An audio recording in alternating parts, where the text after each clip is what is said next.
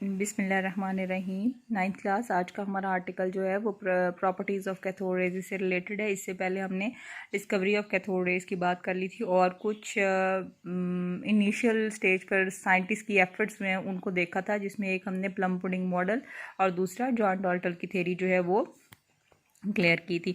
Hope so आपको plum pudding model और John Dalton की थ्योरी जो है वो क्लियर होगी थी। ये दोनों शॉर्ट क्वेश्चंस हैं और मैंने आपसे कहा था कि ये दोनों आपने अपनी नीट नोटबुक के ऊपर जो है वो उस डेट के साथ क्लियर कर लेने हैं। आज हम देखेंगे कि हमारे पास प्रॉपर्टीज़ ऑफ कैथोड रेज क्या है। पहले तो ये देख लें कि प्रॉपर्टीज़ ऑफ कैथोड रेज का मतलब क्या है। लास्ट टाइम जो हमने देखा था, जिसमें सर विलियम क्रुक जो हैं उन्होंने एक छोटा सा एक्सपेरिमेंट करते हुए हमारे पास एक डिस्चार्ज ट्यूब ले ली थी। ठीक है, इस डिस्चार्ज ट्यूब के दोनों तरफ इलेक्ट्रोड लगा दिए थे। एक को उन्होंने कैथोड का नाम दिया था, दूसरे को एनोड का दिया था और बैटरी साथ लगाई थी। यहाँ पर एक वैक्यूम पंप लगा दिया था। जैसे ही बैटरी ऑन होती थी, there is travelling of radiation travel करना शुरू कर देती थी कैथोड से और जाकर स्ट्राइक करती थी एनोड पे। एनोड पे ग्लो फील होता था तो वो कहते थे कि that is called cathode rays. ये कैथोड रेज हैं क्योंकि ये कैथोड की तरफ से निकल कर आ रही हैं, इसलिए मैंने उनको नाम जो है वो कैथोड रेज का दे दिया। अब देखना ये कि जो कैथोड रेज इनकी खुसूसियात कौन कौन सी थी, कौन कौन सी ऐसी मेजर चीज़ें थी जो ये कैथोड रेज शो कर रही थी। पहली बात जो उन्होंने ऑब्जर्व की वो ये कहते थे कि cathode rays are travel in straight line. ये सीधी चलती हैं, बिल्कुल perpendicular to the cathode surface. Cathode की सरफेस से परपेंडिकुलर चल रही हैं। ये कैथोड की सरफेस है और अगर आप इसको इस तरह से रखोगे तो आपको खुद ही पता चल जाएगा कि that is perpendicular to cathode. ये कैथोड के टोटल ही परपेंडिकुलर जाएंगी। सो इसका मतलब ये हुआ कि कैथोड रेज जो हैं वो किसी भी साइड पर नहीं जाती। They are only travel in a straight line. ये स्ट्रेट लाइन मूव करती जाती हैं। पहली चीज़ जो उन्होंने ऑब्जर्व की तो उन्होंने कहा कि इसका करेक्टर ही ये है कि ये स्ट्रेट लाइन पे जाएंगी। दूसरी बात, cathode rays can cause sharp shadow of opaque object.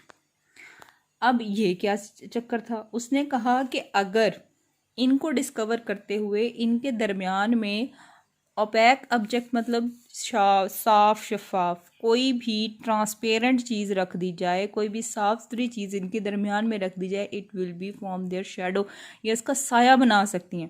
तो दूसरा कैरेक्टर ये हो गया, दे कास्ट शार्प शेडो। ये चीज़ों का साया बनाती हैं। पहली बात उसने क्या क्लियर की, ये जो है वो स्ट्रेट लाइन पर चलती हैं। दूसरी बात उसने ये क्लियर की कि ये शार्प शेडो बनाती हैं किसी भी ओपैक ऑब्जेक्ट की।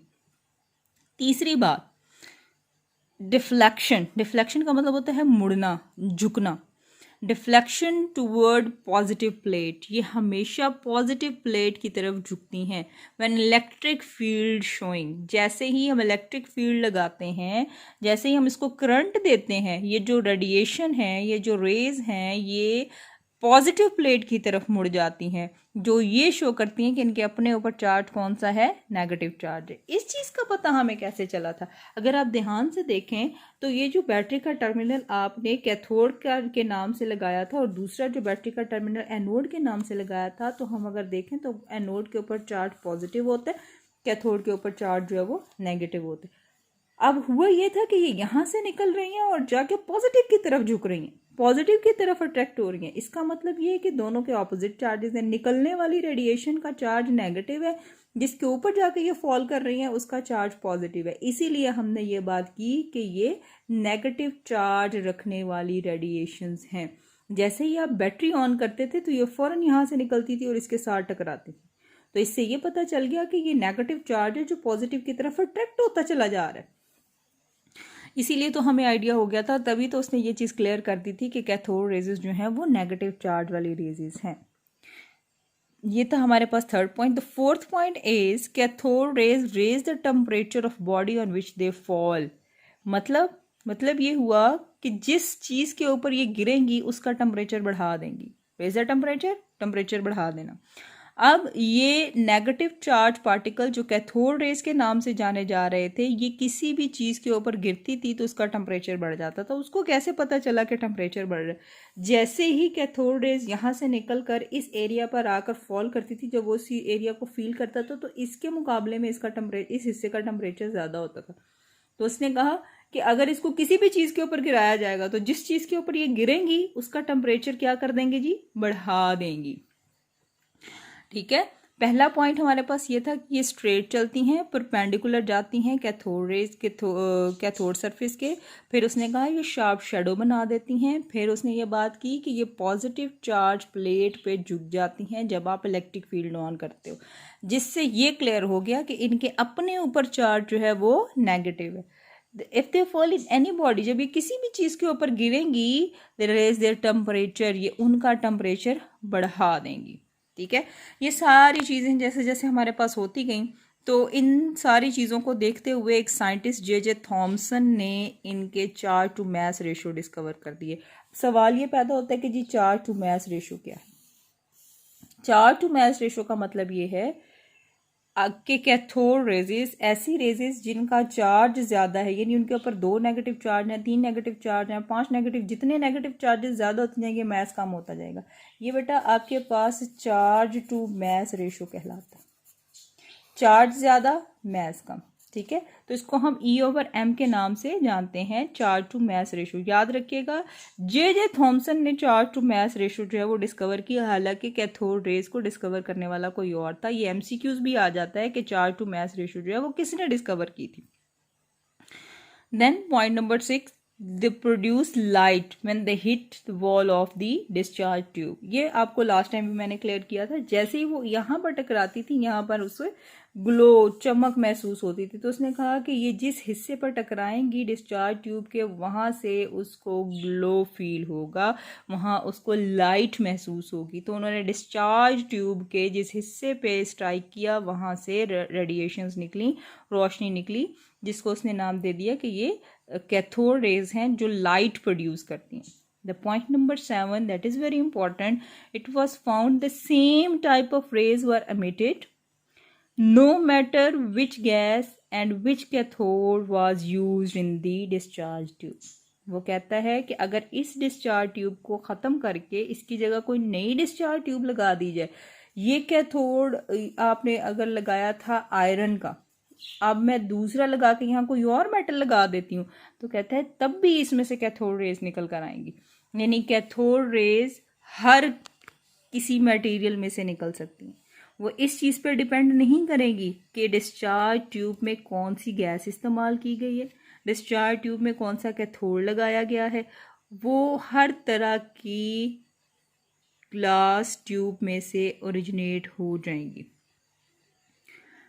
It was found that same type of rays were emitted. एक जैसी रेडिएशंस एमिट होती हैं। किसी भी तरह का मैटर, किसी भी तरह की चीज़ को डिस्चार्ज ट्यूब में लगा दें, कोई भी गैस भर दें, किसी भी तरह का कैथोड लगा दो, वो कहते हैं इसमें से वही रेडिएशन निकलेंगी जो पहले एक्सपेरिमेंट में निकल कर आई थी। इसका मतलब ये हुआ, it is independent of the nature of matter. That is your MCQ. Cathode rays are independent of the nature of matter used.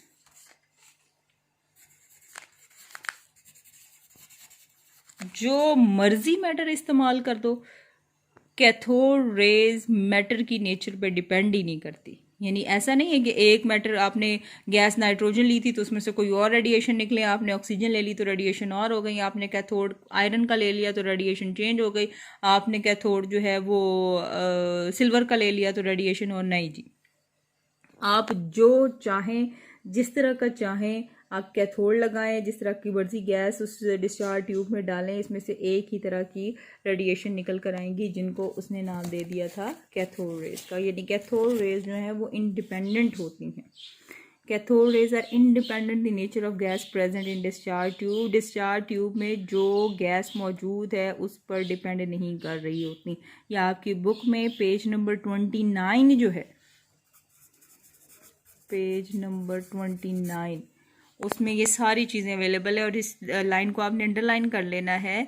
मैं दोबारा से लाइन पढ़ रही हूँ। All these properties suggested that the nature of cathode rays is independent of the nature of the gas present in the discharge tube or material of the cathode.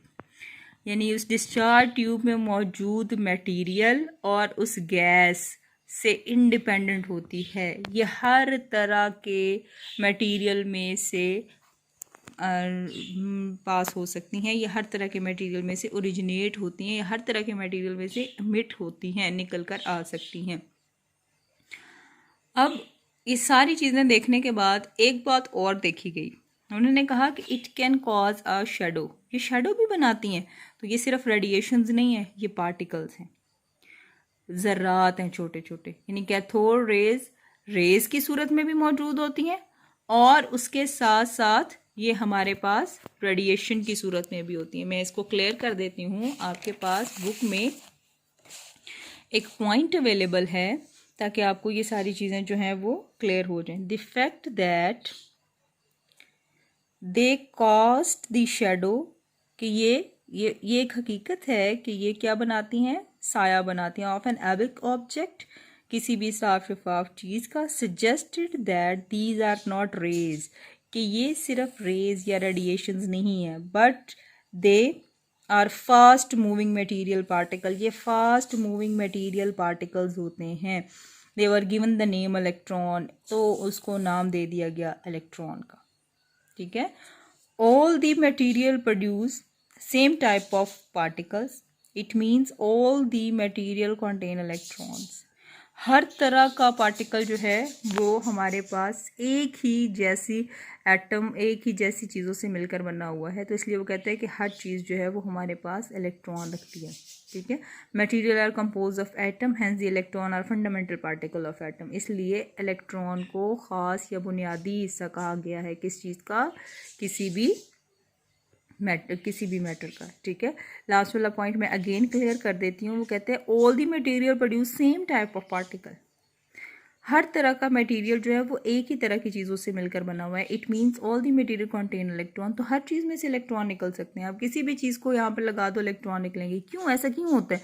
Because material is made up of atom, क्योंकि हमारे इर्द गिर्द जितनी भी चीज़ें हैं वो material जितने भी हैं वो एटम से मिलकर बने, तो एटम के अंदर क्या है, इलेक्ट्रॉन तो फिर लाजमी होंगे। इसीलिए हमने कहा कि एटम के अंदर जो फंडामेंटल पार्टिकल है, जो बुनियादी हिस्सा है, वो इलेक्ट्रॉन है।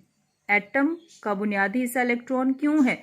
क्योंकि हर चीज़ हमारे इर्द गिर्द जो मौजूद है वो एटम से मिलकर बनी हुई है, और एटम के अंदर 3 ही तो सब एटॉमिक पार्टिकल थे, मैंने आपको क्लियर किया था, इलेक्ट्रॉन, प्रोटॉन और न्यूट्रॉन। तो जाहिर सी बात है इलेक्ट्रॉन उसमें से लाजमी होंगे। तो ये जो हमने रेडिएशंस निकाली थी, जो रेडिएशन एमिट होकर आ रही थी, इनको नाम उसने दे दिया था किसका, इलेक्ट्रॉन का। तो इसलिए आप कैथोड रेज को इलेक्ट्रॉन का नाम देते हैं, यानी कैथोड का दूसरा नाम जो है वो क्या है, इलेक्ट्रॉन्स। तो इलेक्ट्रॉन्स हर मटेरियल में से निकल सकते हैं, इसलिए ज़रूरी तो नहीं है कि आपने डिस्चार्ज ट्यूब के अंदर आयरन लगाई है तो उसके अंदर से कैथोड रेज इसमें निकलेंगी और बाकी में नहीं निकलेंगी। ठीक है। इसलिए हम कोई भी मटेरियल इस्तेमाल कर लें, आपके पास हर एक मटेरियल में से इलेक्ट्रॉन लाजमी निकलेगा। That is page number 29। ये आपके पास 7 बनते हैं इसके पॉइंट्स। आज का आपका टास्क ये है कि आपने ये 7 पॉइंट्स जो हैं ये आपने अपनी नीट नोटबुक पे लिख लेने हैं, डायग्राम बना के। आप बहुत ही खूबसूरत सी डायग्राम बनाएंगे, डायग्राम के साथ ही आपने ये 7 जो पॉइंट्स हैं इनको क्लियर करना है। ये आपका long question, important long question है ये। ठीक है। क्वेश्चन आप लिखेंगे, explain the characteristics of cathode rays. Explain the characteristics of cathode rays. ठीक है जी। ओके बेटे, good luck and thank you.